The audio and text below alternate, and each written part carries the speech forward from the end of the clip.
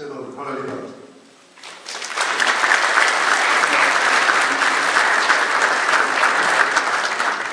Gospod Rozman, povejte nam, kaj sploh pomeni za Univerzo za Maribor današnja otvoritev podima? Vsekakor pomeni en pogled na stanje podjetništva predvsem v severovzhodni Sloveniji, pa tudi v celotnem slovenskem prostoru.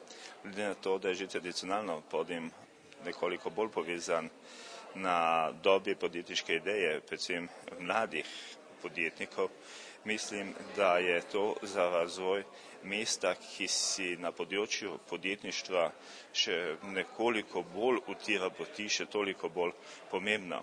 Zakaj rečem še utira nekoliko pot? Predvsem imam v mislih, da Maribor še vedno išče neke vrste novo identiteto, kako vemo, je v bivši Jugoslaviji to bil mesto z izrazito delovnimi intenzivnimi panogami, s takšno industrijo, ki je žal v zadnjem času precej utrpela in izumrla.